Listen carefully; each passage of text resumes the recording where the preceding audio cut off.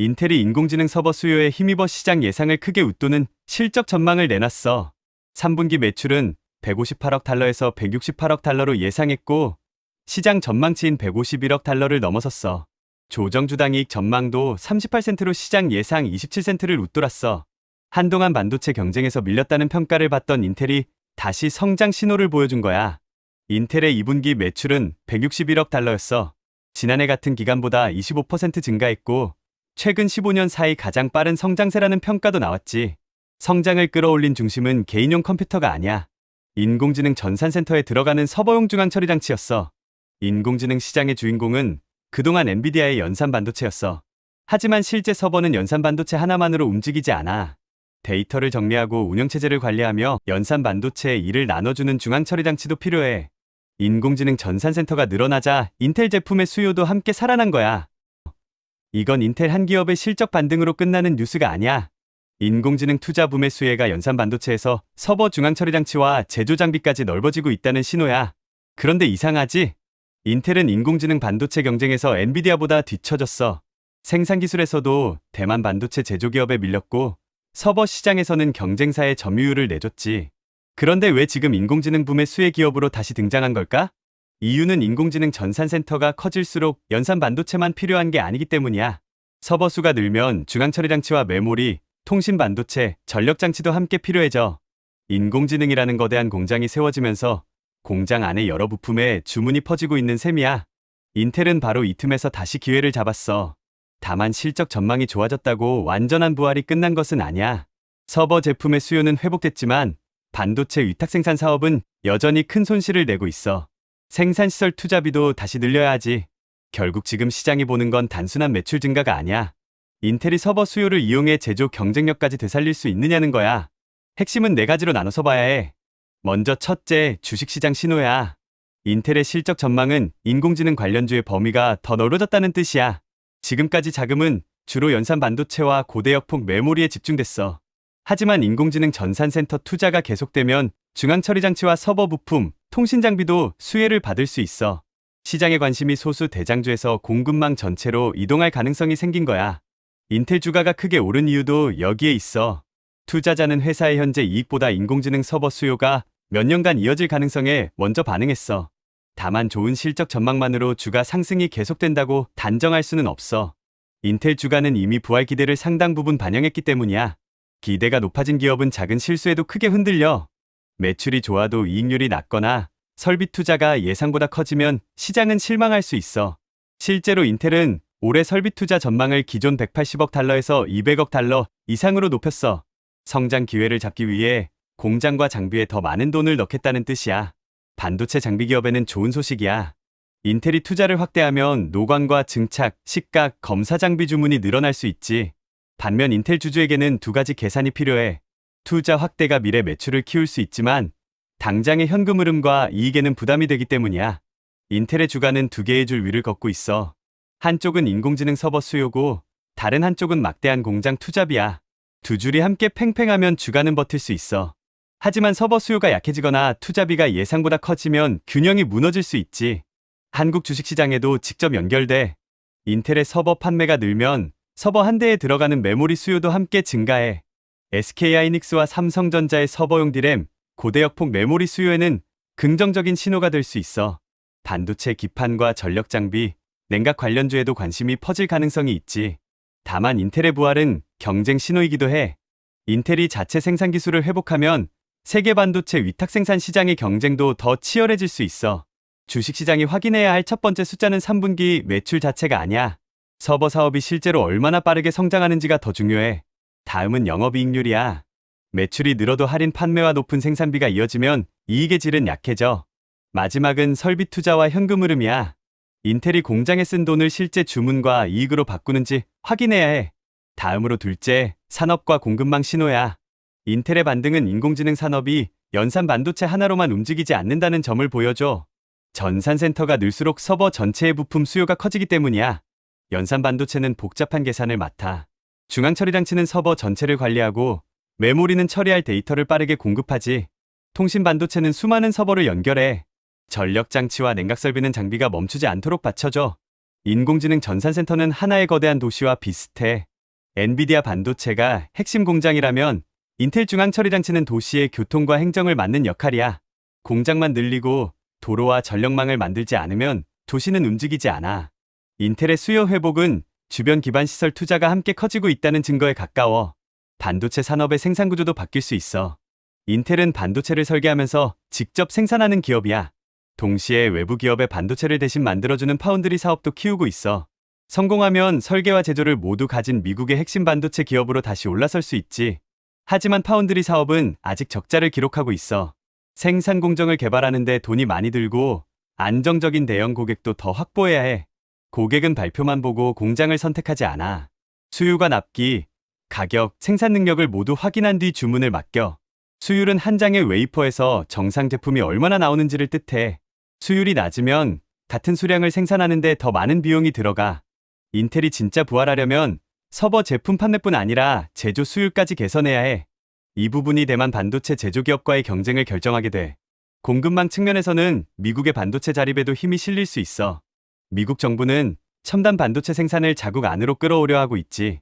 인텔이 살아나면 미국은 해외 생산 의존도를 낮출 수 있어. 군사와 통신, 인공지능에 필요한 반도체를 국내에서 공급할 기반도 커져. 반면 한국과 대만 기업에는 새로운 경쟁자가 강해지는 셈이야. 미국의 지원을 받은 인텔이 생산 능력을 늘리면 투자 유치와 고객 확보 경쟁이 더 거세질 수 있어. 한국 반도체 기업에는 기회도 있어. 인텔 서버가 많이 팔릴수록 한국산 메모리와 기판, 소재 수요가 늘어날 수 있기 때문이야. 동시에 위험도 남아있어. 인텔이 자체 공급망을 강화하면 일부 부품을 미국 업체 중심으로 바꾸려는 움직임이 생길 수 있지. 결국 인텔의 부활은 한국 반도체에 무조건 좋은 뉴스도 나쁜 뉴스도 아니야. 서버 수요 확대는 호재지만 제조 경쟁 심화는 부담이 돼. 다음으로 셋째, 기업 실적과 투자 신호야. 인텔의 실적에서 가장 중요한 변화는 수요가 생산 능력을 앞서기 시작했다는 점이야. 회사는 일부 서버 제품에서 고객 주문을 모두 맞추기 어려울 정도로 수요가 강하다고 설명했어. 기업 입장에서는 좋은 문제처럼 보여. 주문이 많다는 뜻이기 때문이야. 하지만 제품을 충분히 생산하지 못하면 매출 기회를 놓치게 돼. 경쟁사가 빈자리를 가져갈 가능성도 생기지. 그래서 인텔은 설비 투자를 확대하려고 해. 생산 라인을 늘리고 첨단 공정 장비도 더 확보해야 하거든. 문제는 반도체 공장의 투자 회수 기간이 길다는 데 있어. 오늘 투자한 장비가 실제 제품 매출로 이어지려면 상당한 시간이 필요해. 인공지능 수요가 계속 강하면 투자는 성공할 수 있어. 반대로 수요가 식으면 값비싼 공장과 장비가 부담으로 남게 돼. 반도체 공장은 수요에 맞춰 쉽게 크기를 줄일 수 없어. 한 번 지은 공장은 감가상각비와 유지비가 계속 발생하기 때문이야. 인텔의 실적을 볼 때 매출 성장률만 확인해서는 부족해. 매출 총이익률과 영업현금 흐름을 함께 봐야 해. 매출 총이익률이 개선되면 생산효율과 제품 가격이 좋아졌다는 의미가 돼. 반대로 매출은 늘었는데 이익률이 낮아지면 비용을 많이 써서 물량만 늘린 것일 수 있어. 파운드리 사업의 손실도 중요한 변수야. 서버 사업에서 번 돈을 제조 사업이 계속 소모한다면 기업 전체의 현금 흐름은 개선되기 어려워. 인텔의 부활은 결국 두 개의 엔진에 달려 있어. 서버 반도체가 현금을 벌고 파운드리가 손실을 줄여야 해. 서버 사업만 좋아지고 파운드리 적자가 그대로라면 반쪽짜리 회복이야. 반대로 제조 기술까지 살아나면 인텔의 기업 가치는 완전히 달라질 수 있어. 기업 고객의 투자도 확인해야 해. 마이크로소프트와 아마존, 알파벳 같은 대형 기술 기업이 전산센터 투자를 계속 늘려야 인텔의 주문도 유지돼. 대형 기술 기업의 투자비가 줄어들면 인텔은 가장 먼저 영향을 받을 수 있어. 인공지능 공급망의 상단에 있기 때문이야. 인텔 실적은 인공지능 투자 붐의 체온계 역할을 해. 서버 매출이 강하면 전산센터 건설이 계속된다는 신호고, 전망이 낮아지면 투자 열기가 식고 있다는 뜻이야. 마지막으로 넷째, 환율과 금리, 정책 신호야. 인텔의 생산 확대는 달러와 글로벌 자금 흐름에도 영향을 줘. 미국 반도체 산업이 강해지면 해외 투자 자금이 미국 기술주로 더 몰릴 수 있어. 달러 수요가 강해지면 원화에는 약세 압력이 생길 가능성이 있어. 외국인이 한국 주식보다 미국 반도체주를 선호하면 자금이 이동할 수 있기 때문이야. 하지만 인텔 서버 판매 증가는 한국 메모리 수출에는 긍정적이야. 수출 전망이 좋아지면 원화 약세 압력을 일부 완충할 수도 있지. 결국 환율은 두 힘 사이에서 움직여. 미국 기술주로 향하는 달러 수요와 한국 반도체 수출 증가 기대가 서로 맞서는 구조야. 금리도 중요한 변수야. 반도체 공장은 막대한 돈을 장기간 투입해야 해. 금리가 높으면 자금 조달 비용이 늘어나 미래 이익의 현재 가치도 낮아져 기술주 주가에는 부담이 되지. 하지만 인공지능 투자와 반도체 공장 건설이 미국 경제를 강하게 만들면 중앙은행은 금리를 빠르게 내리기 어려워질 수 있어. 인텔의 성장이 오히려 높은 금리를 오래 유지시키는 힘으로 작용할 수 있는 거야. 좋은 실적이 주가에는 호재지만 금리 측면에서는 부담이 될 수 있어. 반대로 인공지능 투자 붐이 꺾이면 금리 인하 가능성은 높아질 수 있어. 다만 이 경우 인텔과 반도체 기업의 실적도 함께 약해질 가능성이 커. 금리가 내려간다고 반도체주가 무조건 오르는 것은 아니야. 금리가 내려가는 이유가 경기 둔화라면 주문 감소가 더 큰 악재가 될 수 있기 때문이야. 정책에서는 미국 정부의 반도체 지원이 핵심이야. 미국은 첨단 반도체 생산을 국가안보 문제로 보고 있어. 인텔은 미국 안에서 첨단 공정을 운영할 수 있는 핵심 기업이야. 정부 지원과 세제 혜택을 받을 가능성이 큰 이유지. 미국이 지원을 확대하면 인텔의 투자 부담은 줄어들 수 있어. 반대로 지원 조건이 까다로워지거나 정책이 바뀌면 공장 계획에도 영향을 줘. 중국 수출 규제도 중요해. 인텔이 중국에 판매할 수 있는 제품 범위가 줄어들면 매출 기회가 제한될 수 있어. 반대로 규제가 완화되면 중국 전산센터 시장에서 주문이 늘어날 여지가 생겨. 한 장의 수출 허가가 기업 실적을 바꿀 수 있는 구조야. 한국 정부도 대응해야 해.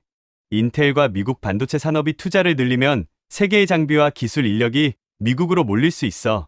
국내 반도체 공장의 전력과 용수, 세제 지원을 안정적으로 준비해야 경쟁력을 지킬 수 있어. 연구 인력 확보도 더 중요해질 거야. 그래서 결론은 이거야. 인텔의 실적 반등은 한때 밀려났던 기업이 다시 살아났다는 뉴스로 끝나지 않아.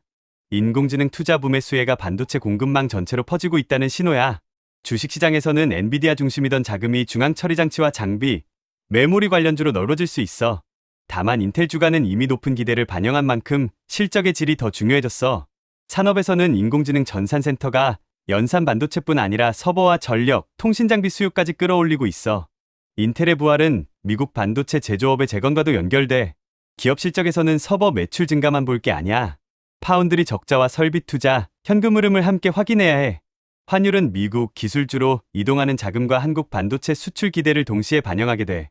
금리는 인공지능 투자가 미국 경기를 얼마나 강하게 만드는지에 따라 움직일 가능성이 커.